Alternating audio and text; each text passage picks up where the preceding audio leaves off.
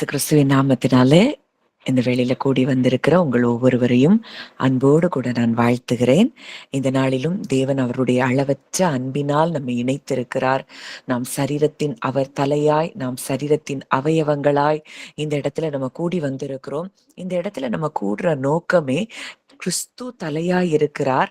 அந்த தலையாகிய கிறிஸ்துவின் வளர்ச்சிக்கு தகுந்த மாதிரி நாம் ஒவ்வொரு நாளும் அவருடைய வார்த்தையில் நாம் வளர்ந்து கொண்டிருக்கிறோம் அப்படிங்கிறத நான் நிச்சயமாய் நம்ம உணர முடியும். நம்ம ஏதோ ஒரு இடத்துல இருந்தோம். ஆனா இன்றைக்கு ஆஹ் எத்தனையோ சத்தியங்களை நமக்கு கற்றுக் கொடுத்து விசுவாசத்துல ஒவ்வொரு நாளும் நம்மை பலப்படுத்தி நம்மளை சீர்படுத்தி ஸ்திரப்படுத்தி பலப்படுத்தி ஒவ்வொரு நாளும் நம்மை நிலைநிறுத்துகிற ஒரு ஒரு அந்த சத்தியத்தை நம்ம கேட்க கேட்க நமக்குள்ளே எவ்வளவோ மாற்றங்கள் ஒவ்வொரு நாளும் நடக்குது. நிச்சயமா அதை நம்ம எல்லாரும் உணர முடியும். இன்றைக்கும் அதே போல ஒரு சத்தியத்தை தான் ஆவியானவர் நமக்கு கற்றுக் கொடுக்க விரும்புகிறார். இன்றைக்கும் பிரதானமாய் ஒரு காரியத்தை குறித்து நம்ம தியானிக்க போகிறோம். இயேசு கிறிஸ்துவின் ரத்தத்தை குறித்து நாம் தியானிக்க போகிறோம். அப்போ இதுல என்ன நமக்கு இருக்கு அப்படின்னு சொல்லி நம்ம நினைக்கலாம். இயேசு கிறிஸ்துவோடைய ரத்தத்தை நம்ம கிறிஸ்துவை ஏற்றுக்கொண்ட பிறகு எத்தனையோ மெசேஜஸ் நம்ம கேட்டிருப்போம், எத்தனையோ செய்திகள் கேட்டிருப்போம். ஆனா கூட இன்னும் இன்னைக்கு நம்மள ஆவியானவர் அதன் ஆழங்களுக்குள்ளே நம்மை நிச்சயமாய் அவர் கொண்டு செல்ல போகிறார் அப்படிங்கிறத நம்ம விசுவாசிக்கலாம். அப்போ இயேசு கிறிஸ்துவின் ரத்தம், இயேசு கிறிஸ்துவின் ரத்தம் அப்படிங்கிறது ஒவ்வொரு கிறிஸ்துவை ஏற்றுக்கொண்ட ஒரு தேவ பிள்ளையினுடைய வாழ்க்கையில மிக அற்புதமான ஒரு கிரியை செய்யக்கூடிய காரியமா இருக்கிறது தான் இயேசு கிறிஸ்துவினுடைய ரத்தம். நம்ம அவருடைய ரத்தம் இன்றைக்கு நமக்காக சிந்தப்பட்டிருக்கிறது அப்படின்னா அது வெறுமனே பாவங்களிலிருந்து சாபங்களிலிருந்து நம்மை மீட்பதற்காகவும் தான்.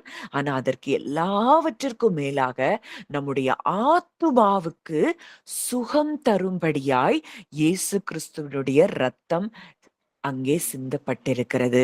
இந்த ஆத்துமா சுகம் அடைவது அப்படிங்கிறதெல்லாம் இது only it is possible through the blood of Jesus Christ.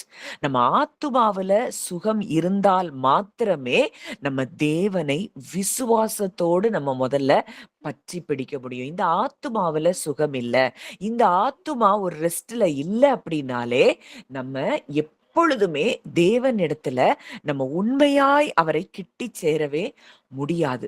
அப்போ இன்றைக்கு இயேசு கிறிஸ்துவினுடைய ரத்தம் நமக்கு என்ன ஒரு நம்பிக்கையை கொடுத்திருக்குது, என்ன ஒரு விசுவாசத்தை கொடுத்திருக்குதுன்னா தைரியமாய் அவரிடத்தில் செல்லும்படியாய், பிதாவினிடத்தில் செல்லும்படியாய், கிருபாசன தண்டைக்கு செல்லும்படியாய் இயேசு கிறிஸ்துவின் ரத்தம் இன்றைக்கு நம்முடைய ஆத்துமாவை அது சுகப்படுத்தி இருக்கிறது. ஒருவேளை இந்த சத்தியத்தை அறியலைன்னா நம்ம இன்னும் அந்த அந்த மனசாட்சியில நம்ம துர்மனசாட்சி உடையவர்களா தான் இருப்போம். இன்றைக்கு தேவன் நமக்கு சில காரியங்களை தெளிவாய் கற்றுக் கொடுக்க போகிறார். இன்றைக்கு இந்த இந்த வார்த்தையை கேட்கிற ஒவ்வொருவரும் இந்த வார்த்தையை நீங்க தெளிவாய் புரிந்து கொண்டீங்கன்னா பல ஏரியாஸ்ல நீங்க உங்க இருதயத்துல இதுவரைக்கும் இருந்த பல அரண்கள் உடைகிறதையும் பல ஏரியாஸ்ல நீங்க நீங்க குணப்படுகிறதையும் நீங்க ஃபீல் பண்ணுவீங்க. விசுவாசத்தின் அடுத்த ஒரு கட்டத்துக்கு, அடுத்த ஒரு லெவலுக்கு தேவன் நம்மை நிச்சயமாக கொண்டு செல்வார். எபேசியர் 4வது அதிகாரம் 16, 17, 18 வாசிக்கலாமா? எபேசியர் 15ல இருந்தே வாசிக்கலாம். எபேசியர் 4, 15ல இருந்து 18. அதனால் கர்த்தருக்குள் நான் உங்களுக்கு சாட்சியாய் சொல்லி எச்சரிக்கிறது என்னவெனில் மற்ற புறஜாதிகள் தங்கள் வீணான சிந்தையில் நடக்கிறது போல நீங்கள் இனி நடவாமல் இருங்கள். அவர்கள் புத்தியில் அந்தகாரப்பட்டு தங்கள் இருதய கடினத்தினால் தங்களில் இருக்கும் அறியாமையினாலே தேவனுடைய ஜீவனுக்கு அந்நியராயிருந்து. போதும். இங்க ஒரு காரியம் சொல்லப்பட்டிருக்கு. அன்புடன் சத்தியத்தை கை கொண்டு, நம்ம சத்தியத்தை கை கொள்றது அன்போடு கை கொண்டு தலையாகிய கிறிஸ்துவுக்குள் எல்லாவற்றிலேயும் நாம் வளர்கிறவர்களாய் இருக்கும்படியாக. அப்போ நம்ம தலை அவர் பரிபூர்ணமா இருக்கிறாரு. தெய்வத்துவத்தின் பரிபூரணம் எல்லாம் அவருக்குள்ள வாசமா இருக்குது. அவருக்குள்ள எந்த குற்ற மனசாட்சியும் கிடையாது. அவருக்குள்ள பாவம் இல்ல. அவர் அவர் டோட்டலா ஒரு ஃப்ரீ, ஒரு ஒரு ஒரு விடுதலையான ஒரு எண்ணங்களிலே அவர் இருக்கிறார். தேவனுடைய அன்பை 100% அறிந்தவராய் தலையாகிய கிறிஸ்து இருக்கிறார். ஆனா தலையாகிய கிறிஸ்துவுக்குள் எல்லாவற்றிலேயும் நாம் வளருகிறவர்களாய் இருக்கும்படிக்கு அப்படி செய்தார். அப்ப அதுக்கு நம்ம பார்க்கிற வசனங்களை நீங்க அதுக்கு தியானித்து பார்த்தீங்கன்னா தெரியும். அடுத்த வசனம் சொல்லுது, அவராலே சரீரம் முழுவதும் அதற்கு உதவியாய் இருக்கிற சகல கணுக்களினாலும் இசைவாய் கூட்டி இணைக்கப்பட்டு ஒவ்வொரு அவயவமும் தன் தன் அளவுக்கு கிரியை செய்ய அளவுக்கு தக்கதாய் கிரியை செய்கிறபடியே அது அன்பினாலே தனக்கு பக்தி விருத்தி உண்டாக்குகிறதற்கு ஏதுவாக சரீர வளர்ச்சியை உண்டாக்குகிறது. இன்னைக்கு கிறிஸ்து பரிபூர்ண அன்புல இருக்கிறாரு, பரிபூர்ண விடுதலையில இருக்கிறாரு, பரிபூர்ண சுகத்தை அவர் பெற்றிருந்தார். இருதயத்துல அவர் பரிபூர்ண சுகமுடையவராய் இருந்தார். ஆனால் சரீரமாகிய சபையாகிய நாம் இன்றைக்கு பல இடங்களிலே நம்ம என்ன செஞ்சிருக்கோம், என்ன எண்ணங்கள்ல இருக்கிறோம், குற்ற மனசாட்சிக்குள்ள அன்புல செயல்பட முடியாம கசப்புலையும் வெறுப்புலையும் மன்னியாத தன்மைகள்லையும் நம்ம இருக்கிறோம். ஆனா இந்த வசனம் சொல்லுது, சரீரம் முழுவதும் அதற்கு உதவியா இருக்கிற இந்த சரீரத்துக்கு எல்லா உறுப்புகளும் மிக தேவையான உறுப்பு. ஒரு உறுப்பு சரியா செயல்படலைனாலும் அதனால எல்லா உறுப்புகளுமே அதனால பாதிக்கப்படுகிறத நம்ம பார்க்கிறோம். அப்போ ஒவ்வொரு அவயவமும் தன் தன் அளவுக்கு தக்கதாய் கிரியை செய்கிறபடியே அது அன்பினாலே தனக்கு பக்தி விருத்தி உண்டாக்குகிறதற்கு ஏதுவாக சரீர வளர்ச்சியை உண்டாக்குகிறது. இந்த சரீரம் எப்ப வளரும்னா அன்பினாலே பக்தி விருத்தி உண்டாகும் போது. அப்போ டோட்டலா இந்த அன்புங்கிறது ரொம்ப முக்கியமா இருக்கு. இந்த சரீரம் இப்ப இன்னைக்கு இந்த இடத்துல நம்ம கூடி இருக்கிறோம்னா நம்ம எல்லாருமே ஒரு சபையா இருக்கிறோம். அந்த சபையில் சரீரத்தின் அவயவங்களா இருக்கிறோம்.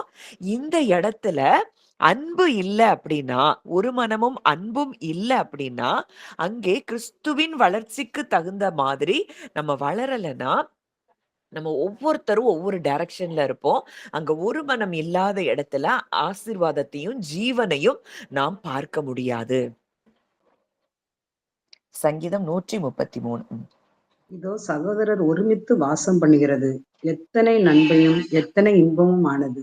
அது ஆரோனுடைய சிரசின் மேல் ஊற்றப்பட்டு அவனுடைய தாடியிலே வடிகிறதும் அவனுடைய அங்கிகளின் மேல் இறங்குகிறதுமான நல்ல தைலத்துக்கும் எர்மோன் மேலும் சீயோன் பர்வதங்கள் மேலும் இறங்கும் பனிக்கும் ஒப்பாயிருக்கிறது. அங்கே கர்த்தர் என்றென்றைக்கும் ஆசீர்வாதத்தையும் ஜீவனையும் கட்டளையிடுகிறார்.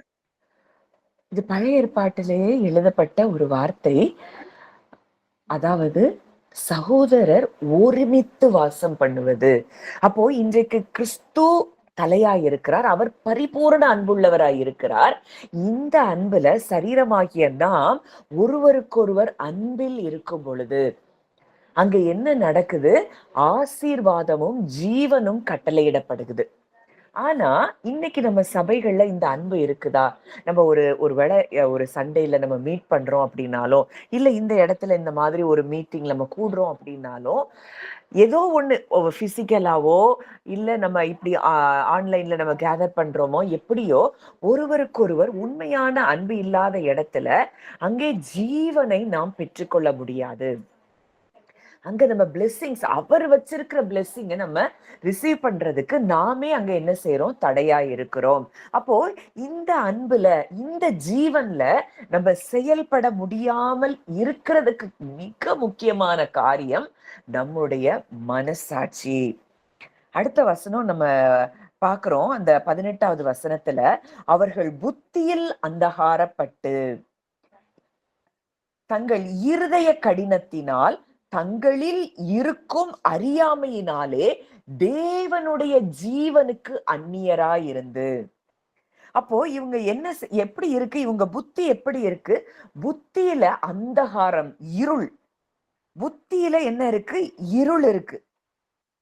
இந்த புத்தியில இருள் இருக்கிறதுக்கு மிக முக்கியமான காரியம் அது அது ஏற்கனவே பரம்பரையா நம்ம தாய் தகப்பன் மூலம், மூதாதையர் மூலம் நமக்குள்ளே வந்த இருதய கடினங்கள், இது எல்லாமே நமக்குள்ள இருக்கும். இந்த புத்தியில அந்தகாரம் உண்டாவதற்கு பல காரணம், இருதய கடினம் உண்டாவதற்கு பல ரீசன்ஸ் இருக்கு. நம்ம எப்பவுமே நெகட்டிவ் ஃபீலிங்ஸ், நெகட்டிவ் எமோஷன்ஸ்லே நம்ம இருந்தோம்னா நம்ம புத்தியில் அந்தகாரப்பட்டிருக்கிறோம். புத்தியில இருள் இருக்கு. இந்த புத்தியில இருக்கிற இருள், இந்த இருதய கடினம், இது எல்லாமே மனசாட்சியோடு தொடர்புடையதா இருக்குது.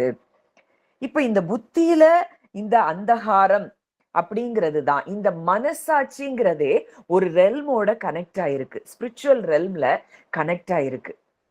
இதெல்லாம் இன்னும் நான் சொல்ல போகிற வசனங்களை தியானிக்கும் போது நமக்கு நிறைய புரிய ஆரம்பிக்கும்.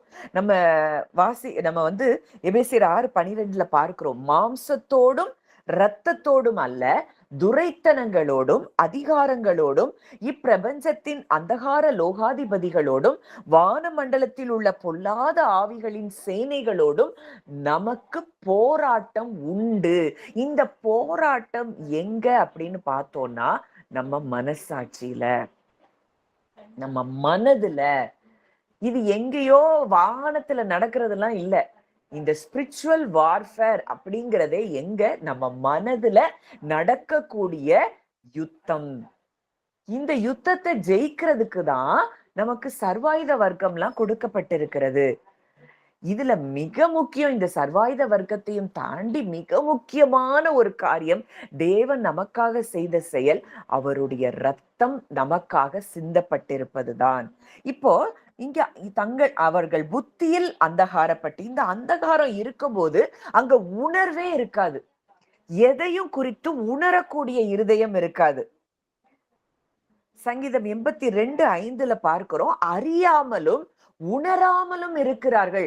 அந்த நாலேஜ், அந்த அண்டர்ஸ்டாண்டிங்கே பெற முடியாது. இந்த அண்டர்ஸ்டாண்டிங் இல்ல, இந்த உணர்கிற இடத்துல இருதயம் இல்லைன்னா தேவனை குறித்து தப்பு தப்பாதான் நம்ம புரிஞ்சு வச்சிருப்போம். இந்த தேவனை அறிய வேண்டிய விதத்துல நம்மால் அறிந்து கொள்ள முடியாது. அங்க அந்த வசனம் சொல்லுது, சங்கீதம் 82:5 சொல்லுது, அறியாமலும் உணராமலும் இருக்கிறார்கள், அந்தகாரத்திலே நடக்கிறார்கள். இந்த உணர்கிற இடத்துல நம்ம இருதயம் இல்லைன்னா நம்ம இருளுக்குள்ளதான் இருக்கிறோம். இந்த இருளுக்குள்ள இருக்கிற மிக முக்கியமான காரியம், நம்ம மனசாட்சி இன்னும் பரிபூரணமாய் அது சுத்திகரிக்கப்படவில்லை. இந்த மனசாட்சி சுத்திகரிக்கப்பட்டாதான் நமக்குள்ள என்ன வரும், உணர்வுள்ள இருதயம் நமக்கு வரும். இங்க உணர்வுள்ள இருதயம் நமக்கு இல்லாத காரணம் என்ன அப்படின்னா, நம்ம இன்னமும் நம்முடைய மனசாட்சி சுத்திகரிக்கப்படலை. இந்த மனசாட்சி சுத்திகரிக்கப்படாததுனால உணர்வில்லாத இருதயமாய் நாம் இருக்கிறோம். உணர்வில்லாத அவர்களுடைய இருதயம் இருளடைந்தது, ரோமர் 1 இருக்கு. அப்போ இந்த புத்தியில் அந்தகாரப்பட்டு, புத்தியில தெளிவில்லை, புத்தியில இருள். நம்ம பைபிள நீங்க படிச்சீங்கன்னா தேவன் நமக்கு தெளிந்த புத்தியை கொடுத்திருக்கிறாரு. ஆனா இந்த தெளிந்த புத்தி இல்லாதபடி நம்ம எந்த இடத்துல எல்லாம் ஒரு கன்ஃபியூஸ்ட் ஸ்டேட்ல இருக்கிறோமோ அங்கே எல்லாம் நம்ம மனசாட்சி அங்கே சுத்திகரிக்கப்படாத ஒரு நிலையில் இருக்கிறதை நாம் அறிந்து கொள்ள வேண்டும். நம்ம எத்தனையோ இடத்துல பார்க்கிறோம், அந்த ஒளி இருளிலே பிரகாசிக்கிறது, இருளானது அதை பற்றி கொள்ளவில்லை. இந்த இருள் இருக்கிறவங்க, அதாவது இப்ப கண்ணை மூடி இருக்கிறவங்க கண்ணை திறந்துடலாம், வெளிச்சத்தை பார்க்க முடியும். ஆனா இந்த இருதயம் குருடாகி போனவர்கள், நம்ம கண்ணு தெரியாதவர்களுக்கு எவ்வளோ வெளிச்சம் போட்டாலும் அவங்க பாவம் அவங்களால பார்க்க முடியாது, அந்த வெளிச்சத்தை அவங்களால பார்க்கவே முடியாது. அதே போலதான் என்ன பிரைட்டான வெளிச்சம், சுவிசேஷத்தின் வெளிச்சம் அவ்வளவு பிரகாசமா இருக்கு. இந்த இருதயம் குருடாகி இருந்தால் அவங்களால அந்த சுவிசேஷத்தின் நன்மைகளை அவங்க டேஸ்ட் பண்ணவே முடியாது, அவங்க அந்த வெளிச்சத்தை பார்க்கவே முடியாது. அப்படித்தான் புத்தியில் அந்தகாரப்பட்டு நிறைய மக்கள் அந்த புத்தியில அந்தகாரப்பட்டு இருக்கிற காரணம், அவங்களுக்கு அந்த வெளிச்சத்தை பார்க்கணுங்கிற எண்ணமே இல்லை. யோவான் 3:19 இயேசு அததான் சொல்றாரு, ஒளியானது உலகத்திலே வந்திருந்தும் மனுஷருடைய கிரியைகள் பொல்லாதவைகளாய் இருக்கிறபடியால் அவர்கள் ஒளியை பார்க்கிலும் இருளை விரும்புகிறதே அந்த ஆக்கினை தீர்ப்புக்கு காரணமாய் இருக்கிறது.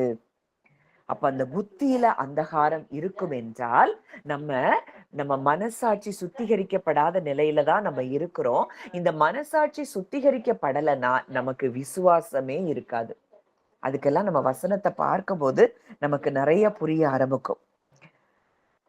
அப்போ இந்த இடத்துக்கு தான் நம்ம கண்களை நம்ம அப்போஸ்தலர்ல அங்க 26ல சொல்றாரு, 26:18 சாத்தானுடைய அதிகாரத்தை விட்டு தேவனிடத்திற்கு திருப்பும்படிக்கு நீ அவர்களுடைய கண்களை திறக்கும் பொருட்டு இப்பொழுது உன்னை அவர்களிடத்திற்கு அனுப்புகிறேன். அப்போ முதல்ல காஸ்பல்னா என்னன்னா கண்ணை திறக்கிறது தான். காஸ்பலுடைய வேலையே கண்களை திறக்கணும்.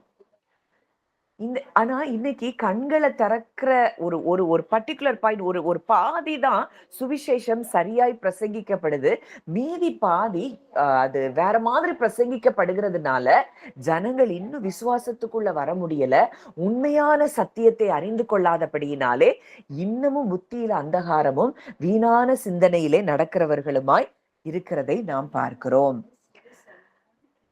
அப்போ இந்த இருதய கடினத்துல இருந்து நம்ம பார்க்கிறோம் 1 பேதுரு 2:9 நீங்களோ உங்களை அந்தகாரத்தினின்று தம்முடைய ஆச்சரியமான ஒளியினிடத்திற்கு வரவழைத்தவர். எல்லாருமே இருளுக்குள்ள அந்தகாரத்துக்குள்ளதான் இருந்தோம். சுவிசேஷத்தை எப்போ விசுவாசிக்க ஆரம்பித்தோமோ அப்பதான் நமக்குள்ள லைட்டே வருது. இன்னைக்கு பல வருஷம், இன்னைக்கு உண்மையான சுவிசேஷத்தை நான் யோசித்து பாக்குறேன். இப்ப சில வருஷங்களாதான் உண்மையாவே ஆச்சரியமான ஒளியின் இடத்திற்கே நம்ம வந்திருக்கிறோம். அது வரைக்கும் தவறான சத்தியங்களை கேட்டு தவறாய் தேவனை புரிந்து தவறா எப்பவுமே ஒரு பயம். ஐயோ தேவன் எனக்கு இப்படி செஞ்சிருவாரா, அப்படி செஞ்சிருவாரா, அவருடைய ரத்தம் நம்மளை கழுவி இருக்கா இல்லையா, இல்ல அந்த பாவம் என்னை இப்படி செஞ்சிருமா, என்னுடைய மூதாதையருடைய பாவம் என்னை அப்படி அவங்க செஞ்ச சாபங்கள் என்னைய பாதிக்குமா, இப்படியெல்லாம் என்னதான் சத்தியம் கிறிஸ்தவர்களா இருந்தா கூட இந்த உண்மையான சத்தியத்தை நாம் அறிந்து கொள்ளாதபடியினால நம்ம என்னதுல இருந்தோம், பயங்களுக்குள்ளயும் திகிலுக்குள்ளயும் இருந்தோம். ஆனா என்றைக்கு வெளிச்சம் அவருடைய சத்தியமான அன்புடைய சத்தியத்தை நாம் கை கொண்ட போது நமக்கு வெளிச்சம் பிரகாசித்தது. நம்ம பல பயங்கள்ல இன்னைக்கும் சில ஏரியாஸ்ல இன்னும் பயம் கலக்கம் இருந்தா கூட நம்ம லைஃப்ல ஒரு காலத்துல இருந்த இடத்துல இன்னைக்கு நம்ம இல்ல. பல பயங்கள்ல இருந்து நம்ம நிச்சயமாகவே நம்ம விடுதலை ஆயிருக்கிறோம். அதை நீங்க ஒவ்வொருத்தரும் நீங்க உணர்ந்தவங்களுக்கு தெரியும். இந்த சத்தியத்தை உண்மையா ரிசீவ் பண்ணவங்க அதை நிச்சயமா நீங்க ஃபீல் பண்ணியிருப்பீங்க. அப்போ தங்களில் இருக்கிற இருதய கடினம், அடுத்த அந்தகாரம், அடுத்தது என்ன சொல்லி இருக்குன்னா இருதய கடினம். 1 யோவான் 2:11. 1 யோவான் 2:11. தன் சகோதரனை பகைக்கிறவன் இருளிலே இருந்து இருளிலே நடக்கிறான். இருளானது அவன் கண்களை குருடாக்கினபடியினால் தான் போகும் இடம் இன்னதென்று அறியாதிருக்கிறான். அங்க இந்த புத்தியில் அந்தகாரம் அப்படிங்கிறதுக்கு இன்னொரு காரணம் அன்பு இல்லாத ஒரு நிலைமை. தன் சகோதரனை பகைக்கிறவன் இருளிலே இருந்து இருளிலே நடக்கிறான்.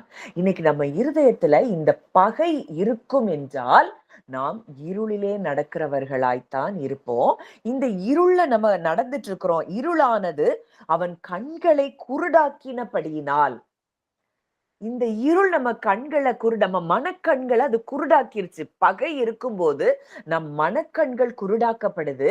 நம் மனக்கண்கள் குருடாக்கினபடியினால் தான் போகும் இடம் இன்னதென்று அறியாதிருக்கிறான்.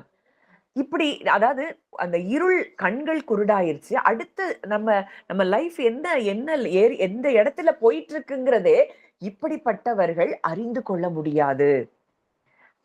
தன் சகோதரனை பகைக்கிறவர்களுக்கு இன்னைக்கு அன்பு இல்லாத இடத்துல நம்ம இருக்கிறோம் அப்படின்னா, ஒரு மனுஷங்களை பார்க்கும் போதே அவங்கள பத்தி நம்ம ஜட்ஜ் பண்ணி எப்பவுமே அவங்கள குறித்ததான நெகட்டிவான எண்ணங்களும் அன்பற்ற தன்மைகளும் நமக்குள்ள இருக்கும்னா நம்ம எப்படி இருக்கிறோம், இருளிலே நடக்கிறோம். அவங்களுக்கு என்ன இடத்துக்கு போகிறோங்கிறதே அவங்களுக்கு தெரியாதான். இன்னொரு வசனம் அதுக்கு யோவான் 12வது அதிகாரம் 35வது வசனமோ இயேசு கிறிஸ்து இதே காரியத்தை சொல்றத நம்ம பார்க்கிறோம். யோவான் 12:35.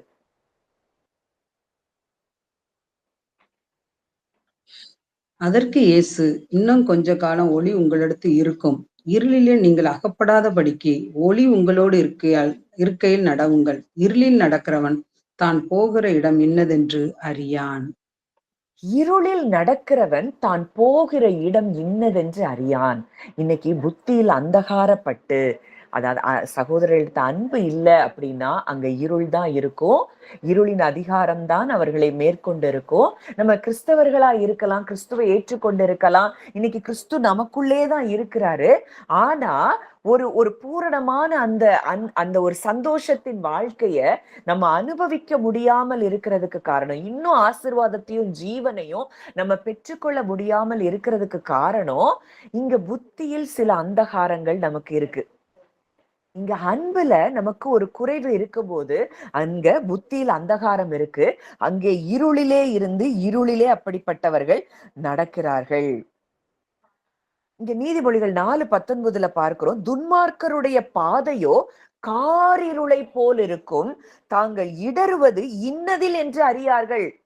இப்ப நிறைய நேரம் நம்ம சொல்றோம், ஐயோ ஆண்டவர் அப்படி செஞ்சுட்டாரு, ஆண்டவர் எனக்கு சோதனையை கொடுத்துட்டாரு, ஆண்டவர் தண்டிச்சுட்டாரு. நிச்சயமா கிடையாது.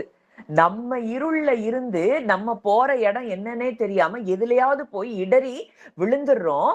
ஆனா அதுல இருந்து தூக்கி எடுக்க நம்ம அப்பா வர்றாரு. ஆனா நம்ம என்ன சொல்றோம்?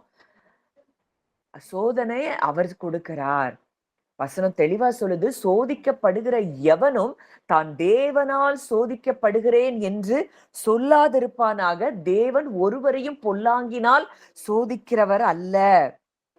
ஒருவரையும் அவர் என்னதுல சோதிக்கிறது இல்லையா? பொல்லாங்கினால் சோதிக்கிறவர் அல்ல. நம்ம புத்தியில அந்தகாரப்பட்டு, நம்ம இருள்ல இருந்து, நம்ம இருள்ல நடக்கிறபடியினால நம்ம இடறுகிறோம். தன் இச்சையினால் இழுக்கப்பட்டு சிக்குண்டு சோதிக்கப்படுகிறான். அப்போ இன்னைக்கு நம்ம நம்ம நம்ம இன்னைக்கு நம்ம வாழ்க்கையில சில சூழ்நிலைகள்ல நம்ம அகப்பட்டு சிக்கிட்டு இருக்கிறோம்னா நம்ம கிட்ட என்ன இருக்குங்கிறத நம்ம முதல்ல அறிந்து கொள்ளணும். இன்னைக்கு அதுல இருந்து எல்லாத்துலயும் நமக்கு தேவன் விடுதலையை தரப்போறாரு. அடுத்ததா இருதய கடினம். இந்த இருதய கடினம் உண்டாகிறதுக்கு நிறைய ரீசன்ஸ் இருக்கு. நம்மளுடைய வாழ்க்கையினுடைய எக்ஸ்பீரியன்சஸ், நம்ம கடந்து வந்த பாதைகள், ஒரு சில பேட்டர்ன்ஸா நம்ம சில காரியங்களை கடந்து வந்திருப்போம். ஏதோ தொடர்ச்சியான ஒரு ஒரு ஃபெயிலியர்ஸை நம்ம ஃபேஸ் பண்ணியிருக்கலாம். இல்ல சிலர் மரணங்களை ஃபேஸ் பண்ணியிருப்பாங்க. ஒவ்வொருத்தருடைய லைஃப்லயும் நிறைய சிலர் எதை ஃபேஸ் பண்ணியிருப்பாங்கன்னா, மற்றவங்க இன்ஃபீரியரா ஃபீல் பண்ணுவாங்க. மற்றவங்க அவங்கள குறித்ததானே மற்றவங்களுடைய காரியங்கள் இவங்களுடைய ஐடென்டிட்டியை பாதிக்கும் பொழுது இவங்க இன்ஃபீரியரா ஃபீல் பண்ணுவாங்க. இது எல்லாமே இவங்க இருதயத்தை என்ன செஞ்சிரும்னா கடினமாக்கிருது. நம்ம இருதயத்தை கடினமாக்குகிற காரியங்கள், நம்ம நம்ம மூதாதையர்கிட்ட இருந்தும் நம்ம இருதயம் கடினம் வரலாம். ஏன்னா பிளட் லைன்ல அவங்களுடைய டிஎன்ஏ நம்மளுடைய டிஎன்ஏல இருக்கிறதுனால இந்த மூதாதையர் மூலமாக வருகிறதும், இல்ல நம்மளுடைய லைஃப் எக்ஸ்பீரியன்சஸ், நம்மளுடைய நெகட்டிவ் எமோஷன்ஸ், ஃபீலிங்ஸ், தாட்ஸ், இது எல்லாமே நம்ம இருதயத்தை என்ன செஞ்சிருது? கடினப்படுத்துது. நம்முடைய மனசாட்சி, நம்ம செய்த செயல்கள், நம்ம அதை செஞ்சுட்டோம், இதை செஞ்சுட்டோம், நான் வாலிப வயதுல இந்த பாவத்தை செஞ்சுட்டேன், இதை செஞ்சதுனால என்னுடைய பிள்ளைகள் இதுல பாதிக்கப்படுவாங்க அப்படின்னு நினைக்கிறதே ஒரு பொய். எப்போ கிறிஸ்துவுக்குள் நம்ம வந்துட்டோமோ நம்ம டோட்டலா எல்லாத்துல இருந்தும் ஆண்டவர் விடுதலை பண்ணியிருக்கிறாரு. இப்படி நம்முடைய இருதய கடினம், இந்த இடத்துல நம்ம இருதய கடினமா இருந்ததுன்னா நம்ம ஒரு நாளும் சுவிசேஷத்தின் ஒளி நமக்குள்ள போக முடியாது. இந்த இடத்தை நமக்கு டீல் பண்றதுக்காக தான் இயேசு கிறிஸ்து தன்னுடைய இரத்தத்தை அவர் சிந்தி நம்முடைய கான்சியஸ்னஸ்ல இருக்கக்கூடிய நம்முடைய கான்சியன்ஸ், மனசாட்சியை அவர் சுத்திகரித்திருக்கிறார். இந்த மனசாட்சி அவர் சுத்திகரித்திருக்கிறதை நாம் எப்போ ரியலா அதை ஃபீல் பண்றோமோ அன்னைக்கு நம்ம பல வாழ்க்கையில பல ஏரியாஸ்ல இருந்து நம்ம விடுவிக்கப்படுவோம். நம்மள அந்த நெகட்டிவ் எமோஷன்ஸ், நெகட்டிவ் ஃபீலிங்ஸ்ல இருந்து நம்ம வெளியே வருவோம். நம்மளுடைய ஹார்ட், சோல், இது எல்லாம் நம்ம சப்கான்ஷியஸ் ஒரு வகையா நம்மள இதுவரைக்கும் நம்ம புரிஞ்சிருப்போம். அந்த ஃபீலிங்ஸ், எமோஷன்ஸ் எல்லாத்துலயும் அந்த நமக்கு ஏற்பட்ட ஃபீலிங்ஸ், எமோஷன்ஸ் மூலமா நமக்கு தேவனை ஒரு விதமா அறிஞ்சிருப்போம்.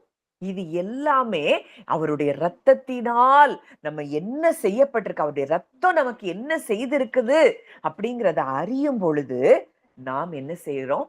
டோட்டலா விடுதலை ஆகிறோம். அந்த அந்த இடத்துக்கு, அந்த மனசாட்சி பரிபூரணமாய் சுத்திகரிக்கப்படுகிற இடத்திற்கு நாம் வரும் பொழுதுதான் விசுவாசமே நமக்கு உண்டாகும். இல்லன்னா அது ஒரு ஃபேக்கா நம்ம ஒரு நாள் விசுவாசிப்போம், அடுத்த நாள் விழுந்துருவோம். இதுக்கான வசனங்களை நம்ம தியானித்து பார்க்கும்போது நமக்கு இன்னும் நல்லா புரியும். இந்த இன்னர் மேன், உள்ளான மனிதன் பவுல் எழுதுறாரு. இந்த உள்ளான மனிதனுடைய எண்ணங்கள் தான் மனசாட்சி. இன்னொன்னு நம்ம இருதயத்தை மிக கடினமாய் மாற்றுகிறது என்ன அப்படின்னா பயம். எந்த விதமான நெகட்டிவ் எமோஷனும் ஃபீலிங்கும் நம்ம இருதயத்தை கடினமாக்கிட்டே தான் இருக்கும். இந்த கடினத்தை மாற்றுவது இயேசு கிறிஸ்துவினுடைய இரத்தம். வாசிக்கலாம். எபிரேயர் 9வது அதிகாரம் 14வது வசனம்.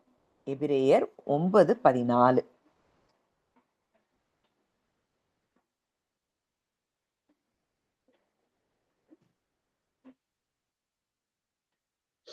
நித்திய ஆவியினாலே தம்மை தாமே பழுதற்ற பலியாக தேவனுக்கு ஒப்பு கொடுத்த கிறிஸ்துவனுடைய இரத்தம் ஜீவனுள்ள தேவனுக்கு ஊழியம் செய்வதற்கு தங்கள் மனசாட்சியை செத்த கிரியைகளற சுத்திகரிப்பது எவ்வளவு நிச்சயம்.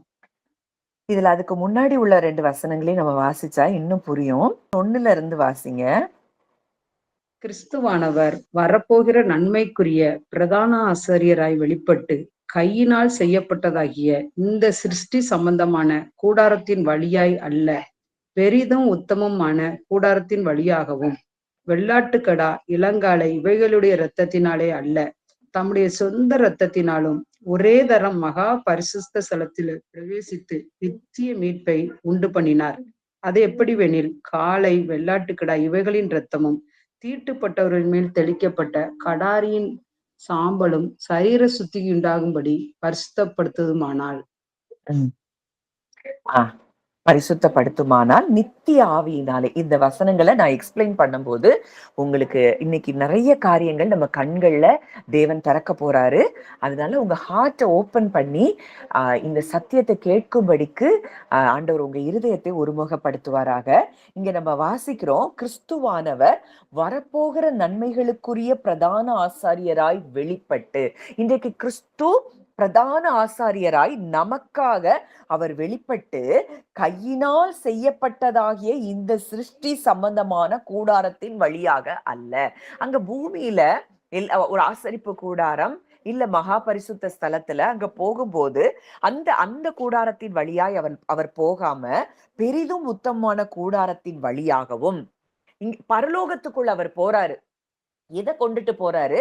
வெள்ளாட்டுக்கடா, இளங்காலை இவைகளுடைய இரத்தத்தினாலே அல்ல. பூமியில இந்த ஆசரிப்பு கூடாரத்துல மகா பரிசுத்த ஸ்தலத்துல பாவங்களுக்காக எந்த இரத்தம் சிந்தப்பட்டது? வெள்ளாட்டுக்கடா, இளங்காலை இவைகளுடைய இரத்தம். இந்த இரத்தத்தினால அவர் போகல, தம்முடைய சொந்த இரத்தத்தினாலும்.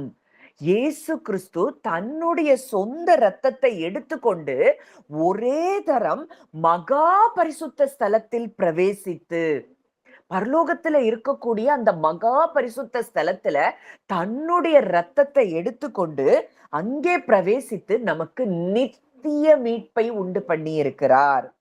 அது எப்படி எனில், காளை, வெள்ளாட்டுக்கடா இவைகளின் இரத்தமும் தீட்டுப்பட்டவர்கள் மேல் தெளிக்கப்பட்ட கடாரியின் சாம்பலும் சரீர சுத்தி உண்டாகும்படி பரிசுத்தப்படுத்துமானால். அந்த நாட்கள்ல, அந்த நியாயப்பிரமாணத்தின் காலங்கள்ல அங்க என்ன செஞ்சாங்க? காளை, வெள்ளாட்டுக்கடா ரத்தம் சிந்தப்பட்டது. அந்த கடாரியின் சாம்பல், அந்த சுட்டெரிக்கப்பட்ட அந்த சாம்பல் தீட்டுப்பட்டவர்கள் மேல் தெளிக்கப்படும் பொழுது சரீர சுத்தி உண்டாகுது. ஆனா இந்த இயேசு கிறிஸ்துவினுடைய ரத்தம் என்ன செய்யுது? நித்திய ஆவியினாலே தம்மை தாமே பழுதற்ற பலியாக தேவனுக்கு ஒப்பு கொடுத்த கிறிஸ்துவினுடைய ரத்தம் ஜீவனுள்ள தேவனுக்கு ஊழியம் செய்வதற்கு உங்கள் மனசாட்சியை செத்த கிரியைகளற சுத்திகரிப்பது எவ்வளவு நிச்சயம். அந்த வெள்ளாட்டுக்கடா, இளங்காளை, இந்த ரத்தம் எல்லாம் சரீர சித்தியை உண்டாக்குது. ஆனால் நித்திய ஆவியினாலே தம்மை தாமே பழுதற்ற பலியாக தேவனுக்கு ஒப்பு கொடுத்த கிறிஸ்துவினுடைய ரத்தம். இன்னைக்கு இந்த ரத்தம் எங்க இருக்கு? பரலோகத்துல இருக்கு, மகா பரிசுத்த ஸ்தலத்துல இருக்கு. இன்னைக்கு நீங்களும் நானும் எங்க இருக்கிறோம்? உன்னதத்துல அவரு கூட உட்கார்ந்து இருக்கிறோம். இன்றைக்கு எபிரேயர் 12:22 24 நம்ம வாசித்து பார்த்தோம் என்றால், அங்க சியோன் மலையின் இடத்திற்கும் ஜீவனுள்ள தேவனுடைய நகரமாகிய பரம எருசலேமின் இடத்திற்கும் ஒரு பெரிய லிஸ்ட் இருக்கும். தெளிக்கப்படும் இயேசு கிறிஸ்துவின் இரத்தத்தின் இடத்திற்கும் வந்து சேர்ந்தீர்கள். அப்போ நம்மளுடைய மனசாட்சியில, நம்மளுடைய கான்சியஸ்னஸ் எப்பவுமே கிளென்ஸா இருக்கும்படி அங்கே அவருடைய ரத்தம் நம்மேல் தெளிக்கப்பட்டு கொண்டே இருக்கிறதை நம்ம எப்போ ஃபீல் பண்றோமோ அப்போ நமக்கு டோட்டலா நம்ம என்ன செய்யறோம்? மனசாட்சியின் அந்த குற்ற மனசாட்சி, அந்த துர்மனசாட்சியில இருந்து நாம் விடுவிக்கப்படுகிறோம். இந்த துர்மனசாட்சியிலேயே நம்ம இருக்கிறோம் அப்படின்னா நமக்கு ஒரு நாளும் நம்ம விசுவாசத்துல நிக்க முடியாது. ஒரு சின்ன விஷயம் நடக்கணும், ஏதோ ஒரு சூழ்நிலை மாறுது, உடனே உங்களுக்கு திங்கிங் எங்க போகும்னா, ஓ இது நான் செஞ்சதுனாலதான் இது நடக்குதோ, அதனாலதான் எனக்கு இந்த பிரச்சனையா, அதனாலதான் என்னுடைய பிள்ளைகளுடைய வாழ்க்கையில இது நடக்குதா. இது இப்படி ஒவ்வொரு சின்ன காரியத்துக்கும் நம்ம என்ன செய்வோம்னா, நம்ம கிறிஸ்து நமக்குள்ள இருக்கிறாரு, அவருடைய ரத்தம் நமக்காக சிந்தப்பட்டு நம்முடைய துர்மனசாட்சி அவர் என்ன செஞ்சிட்டாரு? சுத்திகரித்திருக்கிறார். அப்படிங்கிறதெல்லாம் அறியாதவர்களா இருந்தோம்னா நம்ம ஒரு நாளும் ஃபெய்த்ல ஆக்டிவேட் பண்ணவே முடியாது. நமக்கு தொடர்ந்து இந்த எண்ணங்கள் நம்மள சோர்வுற பண்ணி கொண்டேதான் இருக்கும். இன்றைக்கு தேவன் அந்த இடத்துல இருந்து நம்மை விடுவித்திருக்கிறார். இன்னும் ஒரு வசனம் கூட வாசிக்கலாம். 1 பேதுரு 1வது அதிகாரம் 19வது வசனம். 1 பேதுரு 1:19.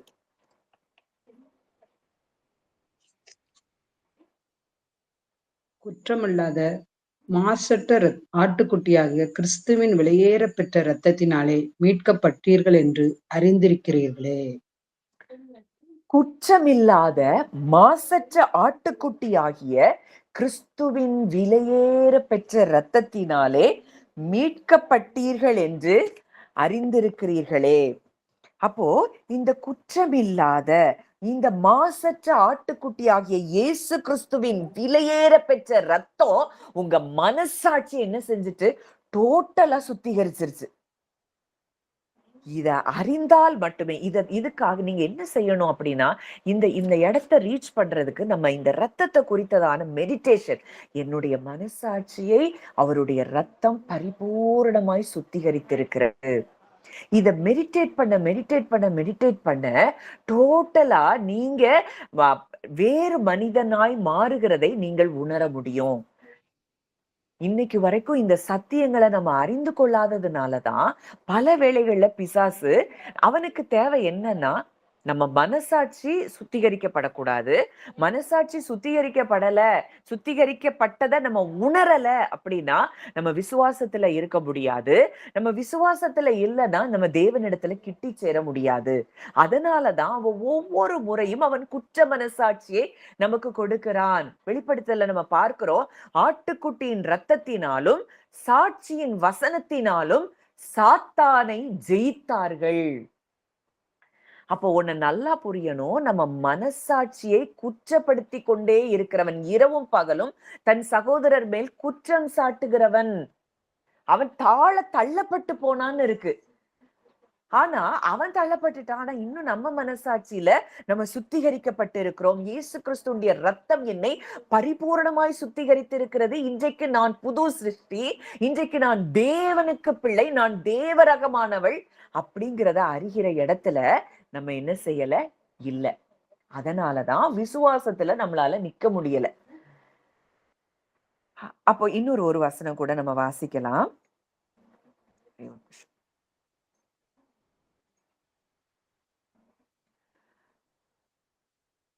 மனசாட்சி, அந்த மனசாட்சிங்கிறது நம்மளுடைய ஆத்துமாவில் இருக்கக்கூடிய ஒன்று.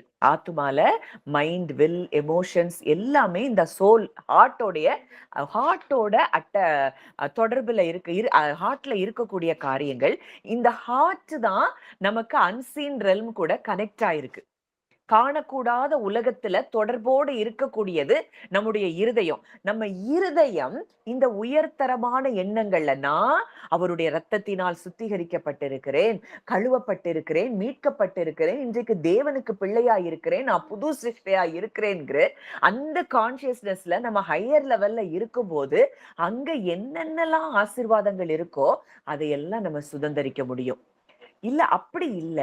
இல்ல நான் வந்து இதெல்லாம் செஞ்சிருக்கிறேன், இதெல்லாம் செய்றேன். இன்னும் என்னால இதுல இருந்து வெளிய வர முடியல. நான் அப்படித்தான், என்னால முடியாது. அப்படிங்கிற இடத்துல நம்ம ஹார்ட் இருக்கோம்னா, நம்ம லோயர் டைமென்ஷன்ல நம்ம இருளுக்குள்ள இருக்கிறோம். நம்ம பாதாளத்துக்குள்ள இருக்கிறோம். அங்க இருக்க காரியங்கள் எல்லாம் நம்ம என்ன செய்வோம்? அட்ராக்ட் பண்ணி, நம்ம இழுத்து நம்ம வாழ்க்கையில அந்த காரியங்கள் செயல்படுகிறதை நாம் பார்க்க முடியும். இன்னொரு வசனம் வாசிக்கலாம். எபிரேயர் 10வது அதிகாரம் 22வது வசனம்.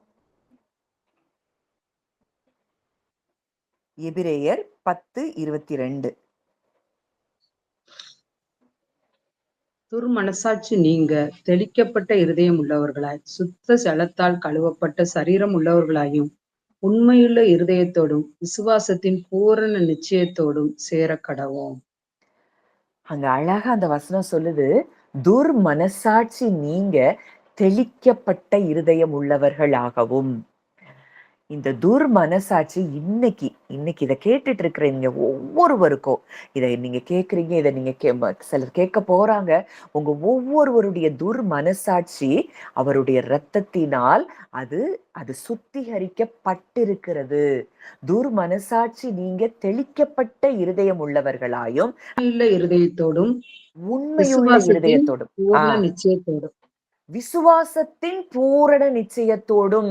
இந்த விசுவாசத்தின் பூரண நிச்சயம் எங்க எப்படி ஆக்டிவேட் ஆகும்? விசுவாசத்தின் பூரண நிச்சயம் நமக்கு எப்ப வரும்னா, இந்த துர்மனசாட்சி நீங்க தெளிக்கப்பட்ட இருதயம் உள்ளவர்களாய் நாம் இருக்கும் போதுதான் இந்த விசுவாசத்தின் பூரண நிச்சயமே வரும். நம்ம தைரியமா அப்பா கிட்ட போய் எதனாலும் கேட்க முடியும். அப்பாட்ட போறேன், அப்பா என் ஜெபத்தை கேட்பாரு, எனக்கு பதில் தருவார், அவ்வளவுதான். அதுக்கு மேல நமக்கு பயம் இருக்காது. நம்ம ஜெபத்துக்கு பதில் வருமா வராதான்னு நம்ம கடந்து போராடிட்டு இருக்க மாட்டோம். ஏன்னா நம்ம டோட்டலா ஃப்ரீ ஆயிருவோம். அப்பா பிள்ளைங்கிற உறவுல நம்ம ஸ்டெடியா இருக்கக்கூடியதற்கு உதவி செய்கிறது தான் இயேசு கிறிஸ்துவினுடைய ரத்தம்.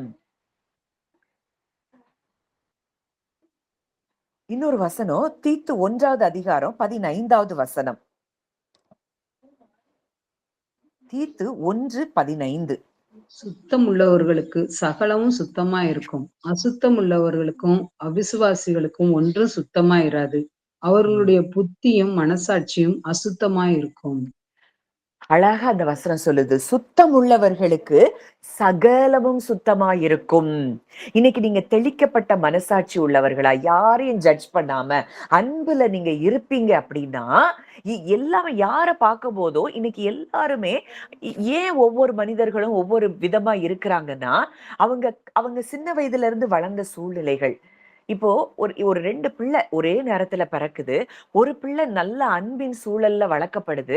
ஒரு பிள்ளை தாய் தகப்பனுக்குள்ள ஒரே சண்டை, பிரச்சனை, போராட்டம், இல்ல அந்த பிள்ளை ரொம்ப ஒரு கஷ்டப்பட்ட நிலைமையில ஒரு ஒரு ஒரு சூழ்நிலையில வளருது அப்படின்னா, இந்த 2 பிள்ளைகளுடைய மனநிலையில நிறைய மாற்றங்கள் இருக்கும். அப்போ அவங்க என்ன சூழல்கள்ல வளர்க்கப்பட்டாங்களோ அப்படி அவங்க இருப்பாங்க. அப்போ நம்ம எந்த மனிதனையும் யாரையும் நம்ம ஜட்ஜ் பண்ணக்கூடாது. அதனாலதான் ஆண்டவர் சொல்ல, நீங்கள் குற்றவாளிகள் என்று தீர்க்கப்படாதபடிக்கு ஒருவரையும் குற்றவாளிகள் என்று தீர்க்காதிருங்கள். யாரையும் நம்ம ஜட்ஜ் பண்ண வேண்டாங்கிறாரு. அவங்க வளர்ந்த சூழ்நிலையில அவங்க அப்படி இருக்கிறாங்கிறத நம்ம உணர்ந்து அவங்களையும் நம்ம மன்னிச்சுட்டு நம்ம அன்புல நம்ம செயல்படுவோம் என்றால் நமக்கு எல்லாமே சுத்தமா இருக்கும். சுத்தம் உள்ளவர்களுக்கு நம்ம மனசாட்சி என்னையே அவருடைய ரத்தம் சுத்திகரித்திருக்குதுன்னா, அவங்களையும் அவருடைய ரத்தம் சுத்திகரித்திருக்குதா, அவங்க இன்னும் அறியல, அதனால அப்படி செயல்படுறாங்கன்னு சொல்லி மற்றவர்களை மன்னிப்பது நமக்கு லகுவா இருக்கும். இன்னைக்கு வரைக்கும் இந்த மன்னிக்கிறதுல நமக்கு ஸ்ட்ரகிள் பண்றோம்னா, நாம எவ்வளவு தூரம் மன்னிக்கப்பட்டிருக்கிறோம், நம்ம மனசாட்சி எவ்வளவு தூரம் அவருடைய ரத்தம் சுத்திகரித்திருக்கிறதுங்கிறத நாமே இன்னும் அறியல. அதனாலதான் மற்றவங்கள மன்னிக்கிறதும் நமக்கு கஷ்டமா இருக்கு. நம்மள நாமே மன்னிக்கல அவருடைய ரத்தத்தின் மூலம். அதனால மற்றவங்களையும் நம்மளால மன்னிக்க முடியல, நேசிக்க முடியல, அன்புல நம்ம செயல்பட முடியல. சுத்தம் உள்ளவர்களுக்கு சகலமும் சுத்தமாயிருக்கும், அசுத்தம் உள்ளவர்களுக்கும் அவிசுவாசிகளுக்கும் ஒன்றும் சுத்தமாயிராது.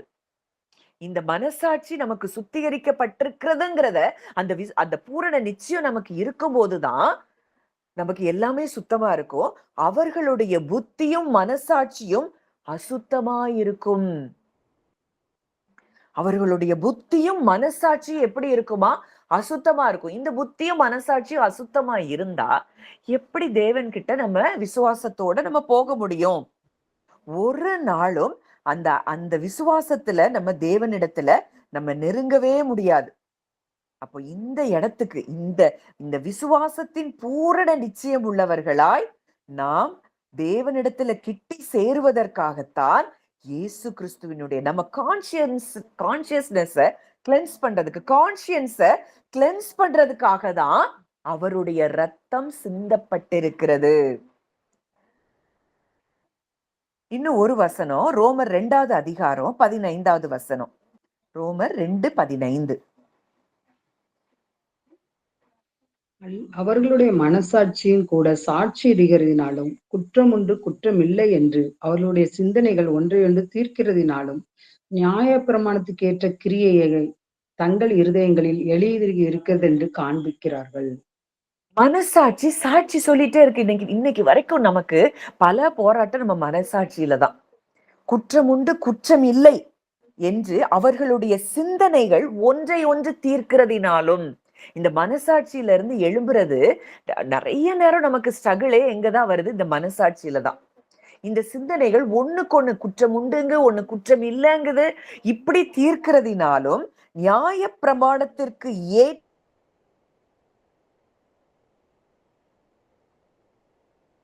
எப்பவுமே நியாயம் தீர்த்துக்கிட்டே இருக்கும்.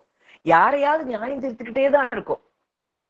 அப்போ இப்படிப்பட்ட சிந்தனை உள்ளவர்கள் குற்றம் உண்டு குற்றம் இல்லைன்னு அவங்க அவங்க ஒரு நாளுமே அவங்க என்ன செய்ய மாட்டாங்க? ரெஸ்ட்ல வர மாட்டாங்க. ஒரு நாள் நல்லா இருக்கும், அடுத்த நாள் பார்த்தா மனசாட்சி திரும்ப எதையாவது ஒண்ணு அந்த பிசாசு மனசாட்சியில தான் கை வைப்பான். நீ பண்ணல, நீ செஞ்சல, நீ இன்னைக்கு இதை செய்யலல்ல. நிறைய பேருக்கு, நிறைய கிறிஸ்தவர்களுக்கு ஒரு நாள் பைபிள் வாசிக்கலனாலே குற்ற மனசாட்சி வந்துரும். காரணம் என்னன்னா, நம்ம கற்றுக் கொடுத்த, நம்ம சின்ன வயதுல இருந்து கற்றுக்கொண்டு வந்த காரியங்கள். இந்த பைபிள் எதுக்கு வாசிக்கிறோம், எதுக்கு ஜெபம் பண்றோங்கிறதே தெரியாம கட்டமுறைக்கு நம்ம இதை செஞ்சாதான் ஆண்டவர் செய்வாரு. அந்த ஒரு இன்டிமசிக்காக தேவனை தேடாம, நான் அறியணும், நான் அவரை அறியணும், அதுக்காக நான் வேதத்தை வாசிக்கணும், அதுக்காக நான் ஜெபிக்கணுங்கிற இடத்துல இல்லாம,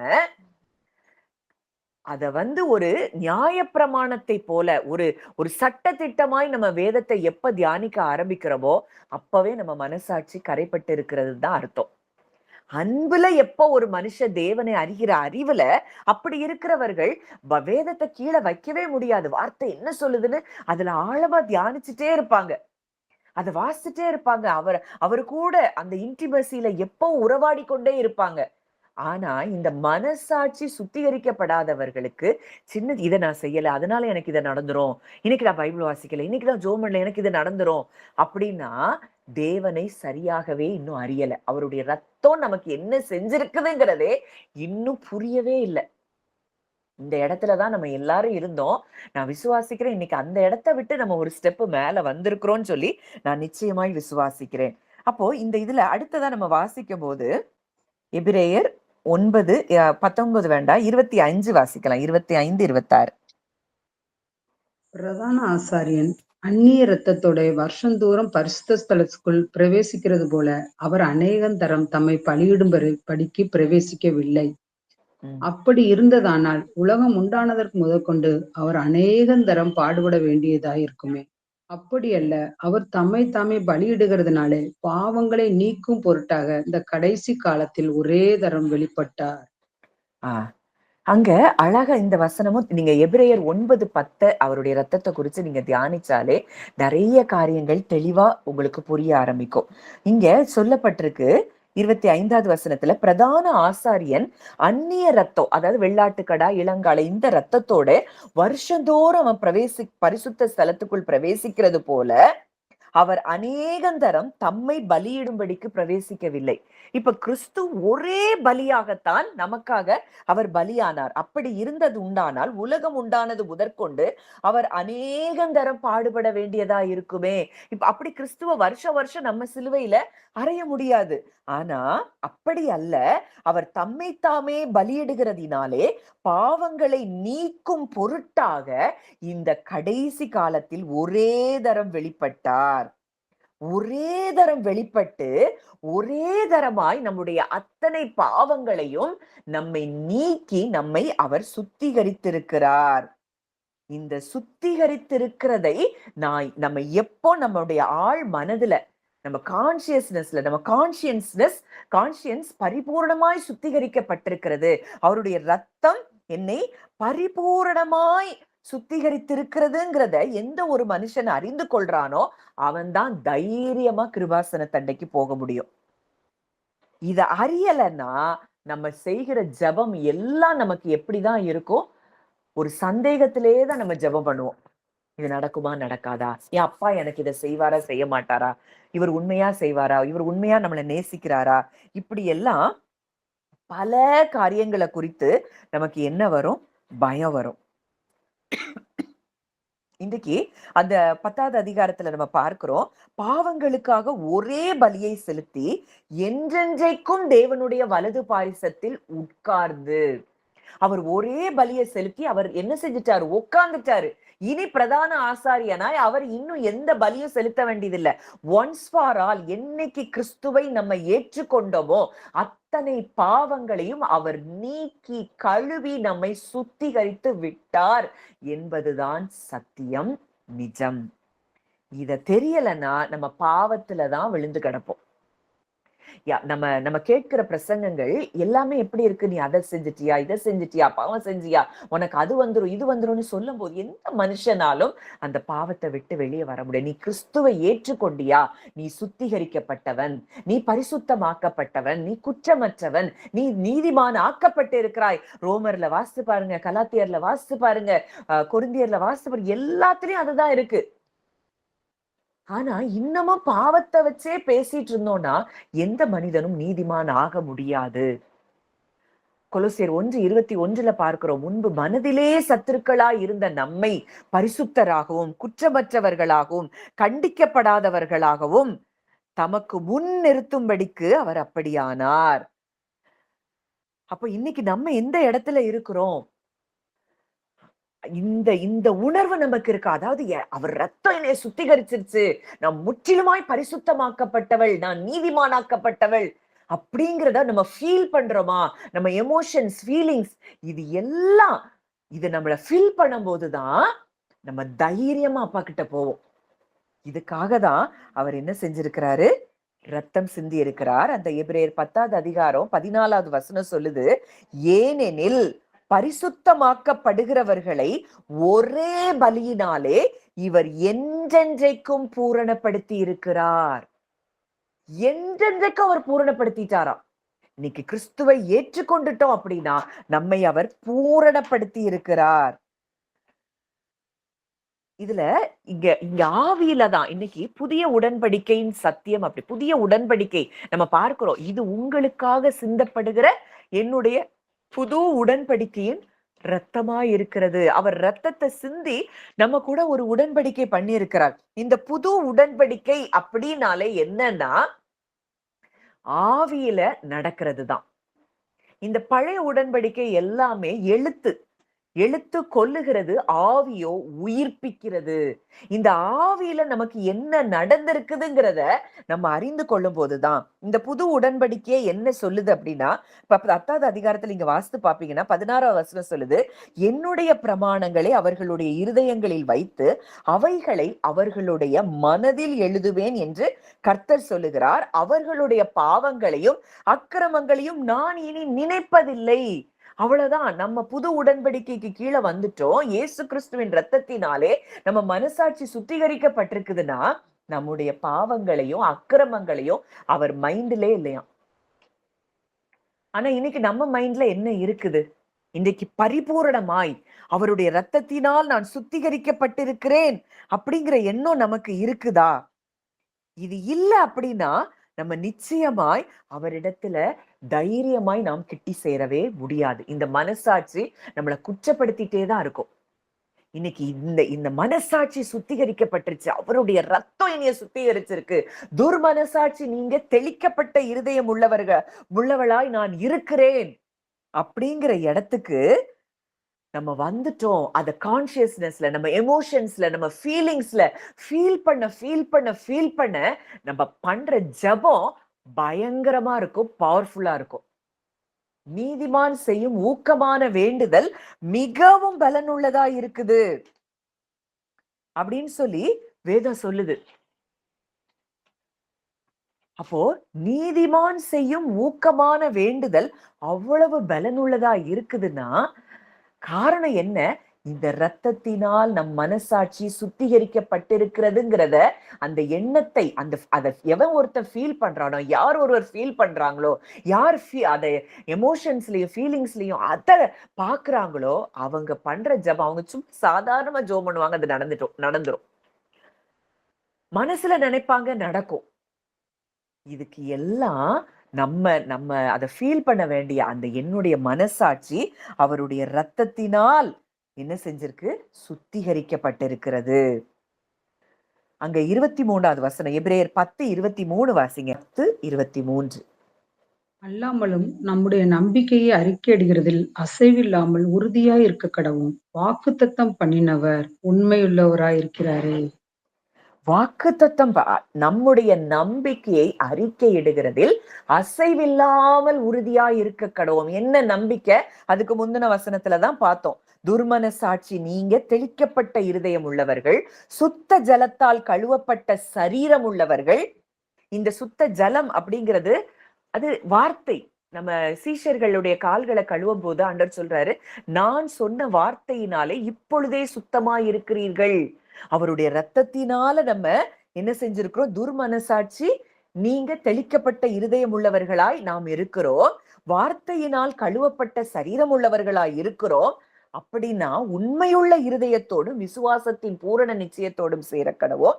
நம்முடைய நம்பிக்கையை அறிக்கையிடுவதில் அசைவில்லாமல் உறுதியாய் இருக்க கடவோம். வாக்குத்தத்தம் பண்ணினவர் உண்மையுள்ளவராய் இருக்கிறாரே. இந்த இடத்துக்கு வந்தாதான் நம்ம வாக்குத்தத்தங்களை சுதந்திரிக்கிறதே நமக்கு ஈஸியா இருக்கும். இந்த புத்தியில முதல்ல நம்ம பார்த்தோம், புத்தியில அந்தகாரம், இருதய கடினம், இதெல்லாம் அன்பு இல்லாத இடத்துல இருக்கு. பகையும் வேற்றுமையான எண்ணங்களும் இருக்கிற இடத்துல அந்தகாரம் இருக்கு. பாவத்துல இருக்கிறாங்க. எத்தனையோ பாவங்கள் நீங்க ரோமர் 1ல வாசிங்க. மாம்சத்தின் கிரியைகள் கலாத்தியர் 5ல பார்க்கிறோம். இதெல்லாம் செய்ய செய்ய நம்ம பாஸ்ட் எக்ஸ்பீரியன்சஸ், நம்முடைய நெகட்டிவ் எமோஷன்ஸ், ஃபீலிங்ஸ், இது எல்லாமே நம்ம இருதயத்தை கடினப்படுத்துது. பயம் நம்ம இருதயத்தை கடினப்படுத்துது. இதை எல்லாவற்றையும் நீக்க வேண்டும் என்றுதான் இயேசு கிறிஸ்து தன்னுடைய இரத்தத்தை சிந்தி நம்முடைய மனசாட்சியை அவர் சுத்திகரித்து, இன்னைக்கு இந்த மனசாட்சி, இந்த கான்சியஸ்னஸ், இந்த இருதயம் இன்றைக்கு அவரோடு கூட இருக்கு. நம்ம ஆவி இருக்கிற இடத்துல நம்ம இருதயம் இருக்கும்படியாக தேவன் செய்திருக்கிறார். இதை யார் உணர்கிற இடத்துல இருக்கிறாங்களோ அவங்க என்ன எப்பவுமே தேவனோடு கூட உறவுல இருக்க முடியும். இந்த இடத்துல நம்ம ஹார்ட் இல்ல அப்படின்னா நம்ம ஒரு நாளும் தேவனிடத்துல நெருங்கவே முடியாது. நம்ம ஒரு நாள் நம்ம பீக்ல இருப்போம், அடுத்த நாள் அப்படியே டவுனுக்கு போயிருவோம். நான் இயேசுவின் இரத்தத்தினால் கழுவப்பட்டவள், இயேசு கிறிஸ்துவின் இரத்தத்தினால் மீட்கப்பட்டவள், நான் பரிசுத்தமாக்கப்பட்டிருக்கிறேன், நீதிமானாக்கப்பட்டிருக்கிறேன். செத்த கிரியைகள் அற அந்த செத்த கிரியை, இந்த கிரியை, அதாவது நியாயப்பிரமாணம் அப்படின்னாலே கிரியை செய்யறது.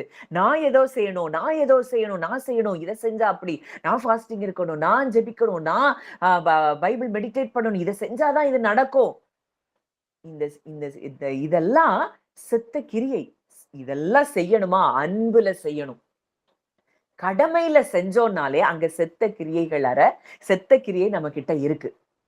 இதெல்லாம் கடமைக்காக செய்யும் போது கொஞ்ச நேரம் தான் நம்மளால செய்ய முடியும். அவர் நமக்கு செஞ்சு முடித்த செயலை நம்ம தியானிக்க தியானிக்க அவர் என் மனசாட்சியே அவர் ரத்தம் சுத்திகரிச்சிருச்சுக்கே, நான் புது சிருஷ்டியா இருக்கிறேனே, புதிய மனுஷனா நான் மாறிட்டனே, என் தேவன் எவ்வளவு நல்லவர், என் தேவன் எவ்வளவு அன்புள்ளவர்னு அந்த அன்புல நம்ம தியானிக்கிற தியானம் ரொம்ப பவர்ஃபுல்லா இருக்கும். அங்கதான் ரெவலேஷன்ஸே நமக்கு கிடைக்கும். வெளிப்பாடுகள் நமக்கு கிடைக்கணும்னா இந்த அன்பை நம்ம உணர ஆரம்பிக்கும் பொழுது என் மனசாட்சி அவருடைய ரத்தம் சுத்திகரித்து இருக்கிறது. ஜீவனுள்ள தேவனுக்கு ஊழியம் செய்வதற்கு உங்கள் மனசாட்சியை செத்த கிரியைகள் அற சுத்திகரிப்பது எவ்வளவு நிச்சயம். வேதம் இதை நமக்கு சொல்லுது. ஆனா இன்னும் நம்ம எதை யோசிச்சுட்டு இருக்கோம்? என்னைக்கோ செஞ்ச பாவம், என்னைக்கோ நம்ம மூதாதையர் செஞ்ச காரியங்கள், இதெல்லாத்தையும் யோசிச்சுட்டு பயந்துட்டு உட்கார்ந்து இருக்கிறோம். அவருடைய ரத்தம் என்ன செஞ்சிருக்கு அப்படிங்கிறத ஆழமாய் நம்ம தியானிக்க தியானிக்க தியானிக்க தியானிக்க நம்ம இருதயம் மறுரூபமாகும். நம்ம இருதயம் மறுரூபமாகும் போது ஆவியா இருக்கிற கர்த்தரால் தானே நம்முடைய சாயல் மகிமையின் மேல் மகிமை அடைந்து நம்ம மறுரூபப்படுவோம். நம்மை பார்க்கும் பொழுது கிறிஸ்துவை மற்றவர்கள் பார்க்கிற இடத்துக்கு நம்ம வந்துருவோம். யாரையும் நம்ம ஜட்ஜ் பண்ண மாட்டோம். ஓ, இவங்க வளர்ந்த சூழ்நிலைனால இவங்க இப்படி இருக்கிறாங்க, நான் உங்களை மன்னிக்க முடியும், என்னால அவங்களை நேசிக்க முடியும். ஏன்னா என்னுடைய உள்ளான மனுஷனின் எண்ணங்களை அவர் சுத்திகரித்திருக்கிறார். அவங்க எண்ணங்களையும் அவர் சுத்திகரித்திருக்கிறார். ஆனா அவங்க அதை அறியல, அவருடைய அன்பை அவங்க உணரல. அப்படிங்கிறத நம்ம மற்றவங்களை நம்ம இடத்துல இருந்து நம்ம மற்றவங்களை பார்க்க ஆரம்பிப்போம். அவங்க இடத்துல இருந்து அவங்கள பார்க்க ஆரம்பிப்போம். அப்பதான் நம்ம வெளிச்சத்துக்குள்ளேயே நம்ம வருவோம். இந்த வெளிச்சத்துல நம்ம வரலைன்னா நம்ம இருளுக்குள்ள இருக்கிறோம். நம்ம அன்புல நடக்கலைன்னா இருளுக்குள்ள இருக்கிறோம். என்ன நடக்குதுன்னே தெரியாது. நம்ம தடவி திரியணும், நம்ம இடறுவோம், நம்ம விழுந்து விழுந்து எழும்போம். இந்த அன்பு தான் நம்மளுக்கு என்ன இருக்கு, ரூட்டா இருக்கு. எந்த அன்பு? தேவ அன்பு. தேவ பூரண அன்பு பயத்தை புறம்பே தள்ளும். இந்த பூரண தேவ அன்பை நம்ம அறிய அறிய அறிய நம்ம இருதயம் அது என்னவா மாறுது? இருதய கடினம் மாறுது, சதையான இருதயமா மாறுது. ஆண்டவர் சொல்றார் எசேக்கியேலையே நம்ம வாசிப்போம். இந்த புதிய உடன்படிக்கையில நம்ம வாசித்தா நமக்கு தெரியும். கல்லான இருதயத்தை அவர்கள் மாம்சத்தில் இருந்து எடுத்து சதையான இருதயத்தை அவர்களுக்கு கொடுப்பேன். இந்த சதையான இருதயம் எப்ப வருது? அன்பில் நம்ம செயல்படும் போது, வெளிச்சத்துக்குள்ள நம்ம வரும்போது, இருதய கடினம் மாறும்போது நம்ம வெளிச்சத்துல நம்ம பிரகாசிக்க ஆரம்பிக்கிறோம். நம்ம துர்மனசாட்சி நீங்க நம்ம செத்த கிரியைகள சுத்திகரிக்கப்பட்டிருக்கிறோங்கிறத நம்ம அதை விசுவாசிக்கும் போது தைரியமா யாருக்குனாலும் நம்ம போய் ஜெபிக்கும் போது அங்க அற்புதம் நடக்கிறத நம்ம பார்க்க முடியும். இன்னைக்கு நமக்கே ஒரு சந்தேகம், நான் ஜெபிக்கிறேன், நடக்குமா நடக்காதா? ஏன் ஜெபத்தை ஆண்டவர் கேட்பாரா கேட்க மாட்டாரா?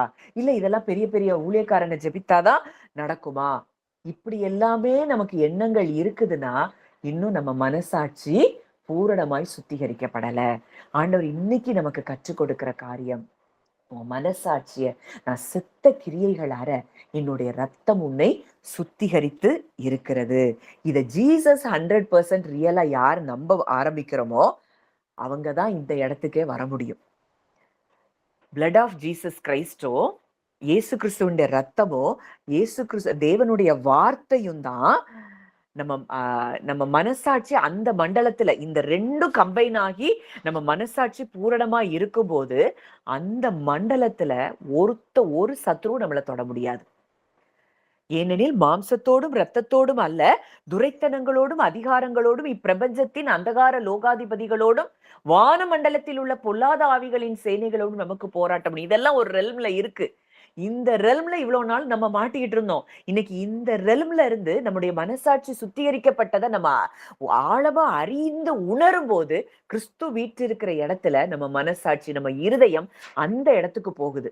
இப்ப அந்த இடத்துக்கு போன உடனே அந்த இடத்துல இருக்கிற ஆசீர்வாதங்கள், ஆவிக்குரிய நம்ம பார்க்கிறோம் எபேசியர் 1:3-4 பார்க்கிறோம். ஆவிக்குரிய ஆசீர்வாதங்களினாலே அவர் நம்மை ஆசீர்வதித்து இருக்கிறார். இந்த இடத்துல இருக்கிற ஆசீர்வாதம் அது தானாய் நமக்கு அந்த பிளெஸிங்ஸ் எல்லாம் நம்ம மேல ஃப்ளோ ஆக ஆரம்பிக்கும். இன்னைக்கு இந்த வரங்கள் இதெல்லாம் நம்ம தேடி ஓட வேண்டியதே இல்லை. இதெல்லாம் இந்த இடத்துக்கு வரும்போது இந்த பிளெஸிங்ஸ் எல்லாம் நமக்கு தானாவே நடக்கிற காரியம். அவரை அறிய அறிய அறிய வாழ்க்கையின் சூழல்ல நம்ம அவரை அறிகிற அந்த வெளிச்சத்துக்குள்ள போக போக போக இந்த வரங்கள் எல்லாம் தானாய் நமக்குள்ளே கிரியை செய்ய ஆரம்பிக்கும். நம்ம விரும்பினா போதும், அது நடந்துரும். அந்த அந்த வரம் நமக்குள்ள கிரியை செய்ய ஆரம்பிக்கும். ஆனா இன்னைக்கு வரங்களை தேடி ஓடுறோம், அவரை தேடி ஓடல. அவர் யாரு? அவரை அறிகிற அறிவு அப்படிங்கிற இடத்துக்கு, அந்த வெளிச்சத்தை தேடி ஓடும்போது இந்த காரியங்கள், முதலாவது தேவனுடைய ராஜ்யத்தையும் அவருடைய நீதியும் தேடுங்கள், அப்பொழுது இவைகள் எல்லாம் உங்களுக்கு கூட கொடுக்கப்படும். நாளைய குறிச்சு கவலைப்படாத, இதெல்லாம் தன்னால வரும் அப்படின்னு சொல்ற காரியமே இதுதான். இந்த இடத்துக்கு நம்ம ஹார்ட் வரும்போது நம்ம பாக்குறோம், ஆவியின் அந்த சர்வாயுத வர்க்கத்துல பார்க்கும்போது ஆவியின் பட்டயம். இன்னைக்கு ஒரு சத்ரு ஒரு எதிரா, உங்க மனசாட்சிக்கு எதிரா ஒரு குற்ற மனசாட்சியை கொண்டு வரானா, இந்த வசனத்தை எடுத்துக்கிடணும். என்னை அவருடைய பரிசுத்த ரத்தத்தினாலே கழுவி சுத்திகரித்திருக்கிறார். இன்றைக்கு நான் நீதிமான். நீதி என்னும் மார்க்கவசம், ரட்சணியம் என்னும் தலைச்சீரா, சத்தியம் என்னும் அரைக்கச்சை, வார்த்தையாகிய ஆவியின் பட்டயம், இத பிடிச்சிட்டு நிக்கணுமா? நின்னா போதும். யுத்தத்தை அவர் தான் செய்யறாரு. நம்ம பிடிச்சிட்டு நின்னா போதும், நமக்குள்ளே அவன் கிரியை செய்ய முடியாது. ஆனா இன்னைக்கு இந்த சர்வாயுத வர்க்கத்தையே தப்பு தப்பா பல பிரசங்கங்கள்ல கேட்டு நம்ம பயந்து போயிட்டோம். ஆண்டவர் அவர் மிக நல்லவரா இருக்கிறபடினால, அவர் நம்ம மேல ரொம்ப அன்பு வச்சிருக்கிறபடினாலே இந்த சத்தியங்கள் எல்லாம் நம்ம கேட்டு கொண்டிருக்கிறோம். அப்போ இந்த சாத்தானுடைய போக்கஸ் என்ன அப்படின்னா, நம்முடைய கான்சியன்ஸ் சுத்திகரிக்கப்படக்கூடாது. சுத்திகரிக்கப்பட்டதை நம்ம அறியக்கூடாது. இப்போ கான்சியன்ஸ் சுத்திகரிக்கப்பட்ட, மனசாட்சி சுத்திகரிக்கப்பட்டதை நம்ம அறிஞ்சிட்டோம்னா நம்ம ஃபுல் ஃபெய்த் நமக்கு வந்துடும். அதனாலதான் தர்க்கங்கள், அவைகளாலே நாம் தர்க்கங்களையும், அந்த 2 கொரிந்தியர் 10 நம்ம வாசிப்போம். இதை மட்டும் வாசிச்சு நம்ம முடிக்கலாம். 2 கொரிந்தியர் 10:3-5 வரைக்கும் வாசிங்க ஆண்டி. 2 கொரிந்தியர் 10:3-5. நாங்கள் மாம்சத்தில் நடக்கிறவர்களாய் இருந்தோம், மாம்சத்தின்படி போர் செய்கிறவர்கள் அல்ல. எங்களுடைய போராயுதங்கள் மாம்சத்துக்கு ஏற்றவர்களாய் இராமல் அரண்களை நிர்மூலமாக்குறதற்கு தேவ பலமுள்ளவைகளாய் இருக்கிறது. அவைகளால் நாங்கள் தர்க்கங்களையும் தேவனை அறிகிற அறிவுக்கு விரோதமாய் எழும்புகிற எல்லா மேட்டிமையையும் நிர்மூலமாக்கி எந்த எண்ணத்தையும் கிறிஸ்துவுக்கு கீழ்ப்படிய சிறைப்படுத்துகிறவர்களாய் இருக்கிறோம்.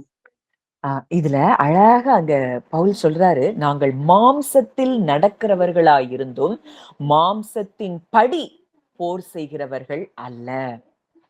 மாம்சத்துல போர் செய்யல. எங்களுடைய போராயுதங்கள் மாம்சத்துக்கு ஏற்றவைகளாயிராமல், அதாவது 5 நாங்க போராட மாட்டோம். ஆனா எதை நிர்மூலமாக்குகிறதற்கு தேவ பலனா இருக்குதான்? அரண்களை நிர்மூலமாக்குகிறதற்கு. இந்த அரண் அப்படிங்கறதே என்னன்னா, கடினமான மனசாட்சி, துர்மனசாட்சி, இருதய கடினம். இந்த அரண்களை நிர்மூலமாக்குகிறதற்கு தான் இந்த போராயுதங்கள் நமக்கு கொடுக்கப்பட்டிருக்கிறது. இந்த போராயுதங்கள் மூலமா எதெல்லாம் மேற்கொள்றோமா? தர்க்கங்கள், ஆர்கியூமெண்ட்ஸ், அதாவது தேவனை அறிகிற அறிவுக்கு விரோதமா எழும்புகிற எல்லா மேட்டிமை. இன்னைக்கு உலகத்துல நிறைய காரியங்களை நம்ம கேட்கிறோம். அதாவது நிறைய அறிவு வந்துருச்சு மனுஷனுக்கு, நிறைய அறிவு வந்துருச்சு. அதனால அவன் என்ன சொல்றான்? ஒன்னொன்னுக்கும் ஒரு காரியம் சொல்றான். இதை சாப்பிட்டா அது வந்துரும், இந்த கிளைமேட்டுக்கு இது வரும். இது எல்லாமே என்னன்னா நம்ம மனதுல அரண்.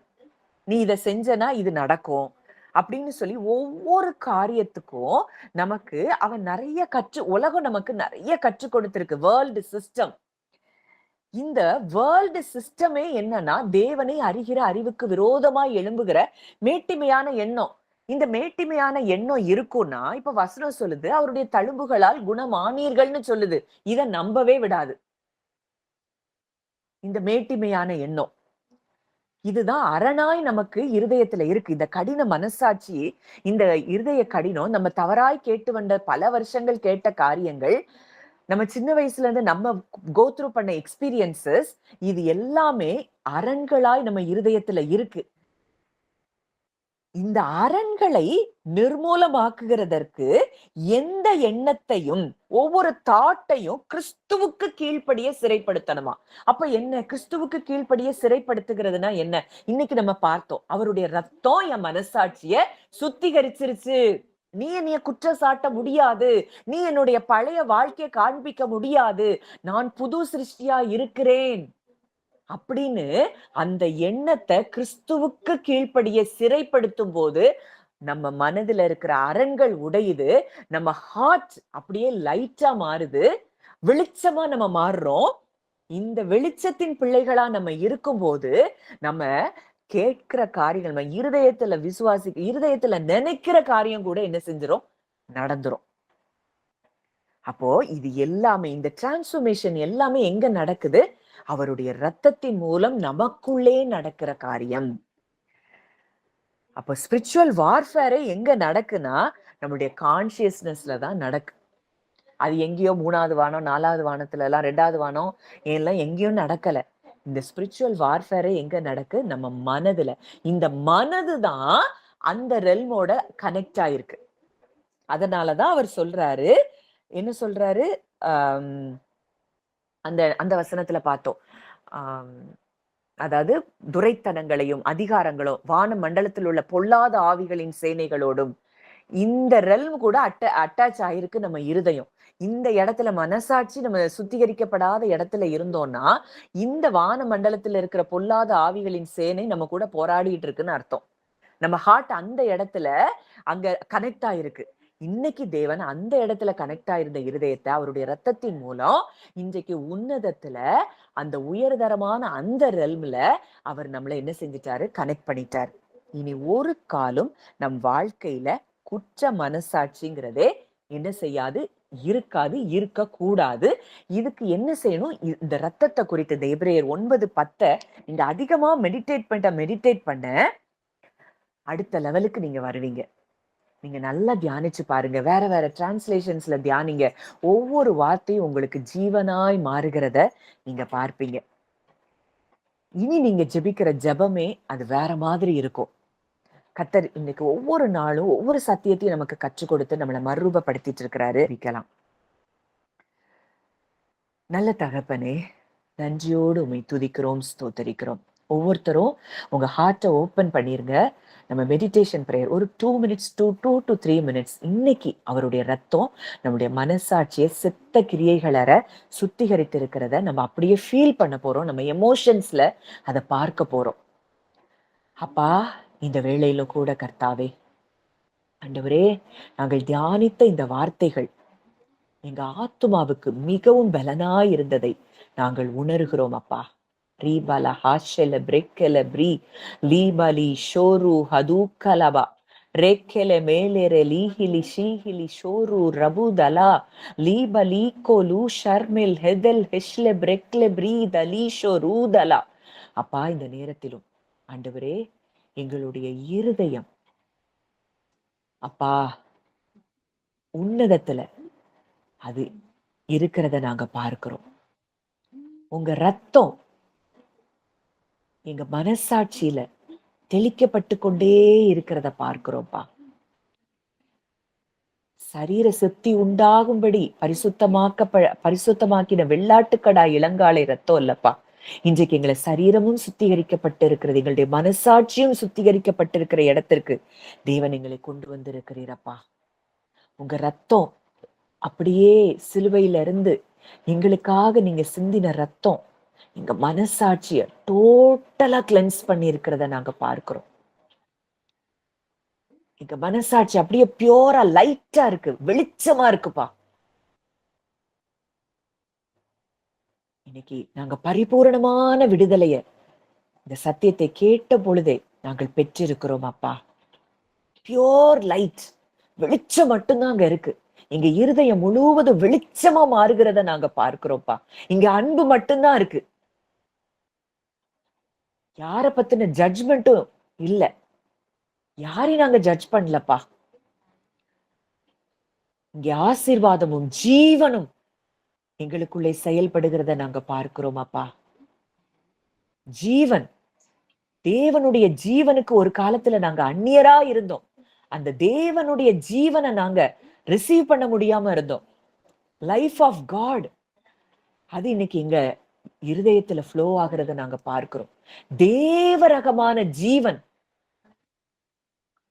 அதை நாங்க பெற்றுக்கொள்ளுகிறோம் அப்பா. தேவனுடைய ஜீவன் எங்களுக்குள்ள இருக்கும்னா அது முற்றிலுமாய் அங்க சுகம் இருக்கும், அங்க சமாதானம் இருக்கும், அங்க சந்தோஷம் இருக்கும், அங்க வெளிச்சம் இருக்கும், அங்க ஜீவன் இருக்கும்பா. இன்னைக்கு அந்த ஜீவனை நாங்க பெற்றுக்கொள்றோம்ப்பா. ஆண்டவரே, எங்க மனசாட்சி அப்படியே உங்க ஒவ்வொரு சொட்டு ரத்தமும் எங்க மனசாட்சி அப்படியே கிளென்ஸ் பண்றத நாங்க பார்க்கிறோம். எங்களுடைய பாஸ்ட் 20 வருஷம், 25 வருஷம், 30 வருஷம், 35 வருஷம் முன்னாடி செஞ்ச காரியங்கள் கூட இன்னைக்கு நினைவுல இருக்கலாம். ஆனா அது எல்லாவற்றையும் இயேசு கிறிஸ்துவின் ரத்தம் சுத்திகரித்து கொண்டே இருக்கிறது. பரிபூர்ணமா நம்ம சுத்திகரிக்கப்பட்டு கொண்டே இருக்கிறோம், சுத்திகரிக்கப்பட்டு இருக்கிறோம். இன்னைக்கு புது சிருஷ்டியாய் மாறி இருக்கிறோம். ஒருவன் கிறிஸ்துவுக்குள் இருந்தால் அவன் புது சிருஷ்டியாய் இருக்கிறான். பழையவைகள் ஒளிந்து போயின, எல்லாம் புதிதாயின, எல்லாம் புதுசாயிருச்சு. மனசாட்சி புதுசு, இருதயம் புதுசு, தேவ ரகமான இருதயம், தேவனுடைய டிஎன்ஏ தான் இன்னைக்கு நமக்குள்ள செயல்பட்டு கொண்டிருக்கிறது. கர்த்தர் அப்படியே எங்களை புது சிருஷ்டியாய் நீர் மாற்றினபடியினால் நன்றி செலுத்துகிறோம் ஆண்டவரே. இன்னைக்கு நாங்க பரிபூர்ண விடுதலையை பெற்றிருக்கிறோம் அப்பா. உமக்கு நாங்க நன்றி செலுத்துகிறோம் ஐயா. நாங்க இன்றைக்கு தேவனுக்கு பிள்ளையா இருக்கிறோம். எங்க பெற்றோருக்கு பிள்ளை இல்லை, எங்க டிஎன்ஏ மாறிடுச்சு. இன்னைக்கு எங்க பெற்றோர் மூலமா, மூதாதையர் மூலமாய் வந்த எந்த காரியங்களும் எங்க சரீரத்துல நுழைய முடியாது. ஏன்னா இன்னைக்கு நாங்க உங்களால பிறந்திருக்கிறோம். இன்னைக்கு உங்க ரத்தம் ஆதாம், முழு ஆதாம், ஒரு பழைய ஆதாம், முதல் ஆதாம், அவனுடைய ரத்தம் பாதாளத்துக்குள்ள இருந்தது. அதனால பாதாளத்துல இருந்து வந்தது எங்க சரீரத்தை மேற்கொண்டது. இன்றைக்கு 2ஆம் ஆதாமாகிய கிறிஸ்துவுக்குள் நாங்க இருக்கிறபடியினாலே, கிறிஸ்துவுக்கு நாங்க பிறந்திருக்கிறபடியினாலே இந்த ரத்தம் இன்றைக்கு உன்னதத்துல இருக்கு, மகா பரிசுத்த ஸ்தலத்துல இருக்கு. இந்த ரத்தம் தான் இன்னைக்கு எங்களுக்குள்ள ஓடுதுன்னா, மகா பரிசுத்த ஸ்தலத்துல இருக்கிற காரியங்கள் ஒன்றும் கெட்டு போகாது. இன்னைக்கு எங்க ரத்தமும் அங்க கெட்டு போக முடியாது. எங்க ரத்தம் பரிபூர்ணம் அடைந்திருக்கிறது. இன்றைக்கு ரத்தத்துலதான் எல்லாமே டெஸ்ட் பண்றாங்க. இன்னைக்கு எங்க ரத்தம் பரிபூர்ண ரத்தமா இருக்குது, பரிசுத்த ரத்தமாய் எங்களுக்குள்ள ஓடிக்கொண்டு இருக்குது. இந்த ரத்தத்துல வியாதி வர முடியாது, பலவீனம் வர முடியாது. எங்க மனசாட்சியும் சரீரமும் பரிபூர்ணமாய் சுத்திகரிக்கப்பட்டு இருக்கிறதை நாங்கள் ஆண்டவரே உணர்கிறோம் அப்பா. நாங்க ஃபீல் பண்றோம்ப்பா. எல்லாமே புதுசா மாறிடுச்சு. கர்த்தர் அப்படியே எங்களை பிளஸ் பண்ணிட்டே இருக்கிறீங்க. உமக்கு நன்றி செலுத்துகிறோம். ஆவிக்குரிய ஆசீர்வாதங்கள் எல்லாம் எங்களுக்குள்ள ஃப்ளோ ஆகுதுப்பா. எங்க ரத்தம் சுத்திகரிக்கப்பட்டுட்டு, எங்க மனசாட்சி சுத்திகரிக்கப்பட்டுட்டு, இன்னைக்கு சரீரத்துல இருந்த அத்தனை பலவீனங்களும் அது விழுந்து போனதை நான் பார்க்கிறேன்ப்பா. பூரண விடுதலை, பூரண சுகம் உண்டாயிற்று. கர்த்தர் அப்படியே எங்களை பலப்படுத்துகிறீர், ஆசீர்வதிக்கிறீர், சுகப்படுத்திட்டீர். ஆண்டவரே, விடுதலையாக்கி விட்டீரப்பா. உமக்கு நன்றி செலுத்துகிறோம். உங்களுடைய கரங்களிலே எங்களை தாழ்த்தி ஒப்பு கொடுக்கிறோம். ஆசீர்வதித்து வழி நடத்தும். இயேசுவின் மூலம் கேட்கிறோம் ஜீவனுள்ள நல்ல பிதாவே. ஆமேன், ஆமேன்.